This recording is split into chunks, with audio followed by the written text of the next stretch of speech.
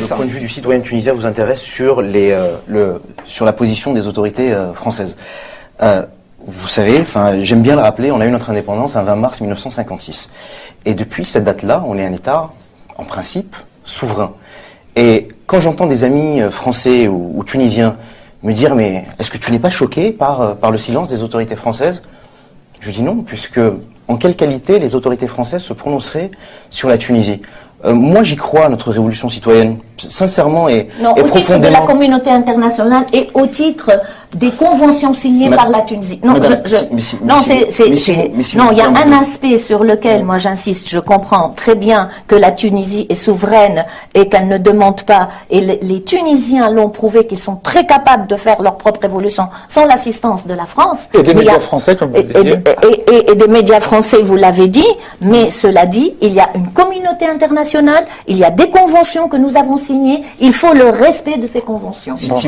Alors, est-ce qu'on peut laisser le jeune homme finir? Oui, très bien. Si vous me permettez, moi je suis d'accord. Je suis d'accord avec vous. Je crois qu'en Tunisie, on a vraiment besoin d'une révolution. Alors je sais que le terme est fort, mais c'est aussi une révolution des consciences, une révolution citoyenne qui est menée par les citoyens. On a besoin d'un mythe collectif fondateur. Et pour avoir si vous voulez, cette fondation d'une nouvelle République tunisienne, je crois qu'on a réussi à organiser nos propres émeutes, nos propres manifestations, notre propre couverture médiatique. Je ne suis pas absolument persuadé qu'on ait besoin de la communauté internationale. Alors vous êtes dans votre rôle de la présidente de la FIDH. C'est pas un rôle. Hein. Oui, non, mais dans votre rôle, dans cette position, mais bien entendu.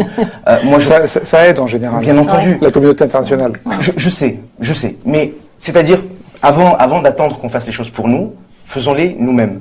Et puis, pour vous répondre sur la question de l'armée, il y a eu un moment où beaucoup de Tunisiens ont appelé l'armée à prendre le pouvoir pour le peuple.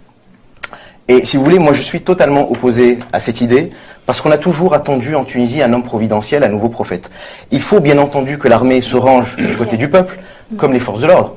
Mais ce n'est pas l'armée qui doit prendre le pouvoir, c'est le peuple. Alors, avec l'armée peut-être à la droite et les forces de police à gauche, parce que l'armée est aussi composée de citoyens, mais vraiment, si vous voulez, je crois profondément qu'on doit compter sur personne, sinon sur nous-mêmes.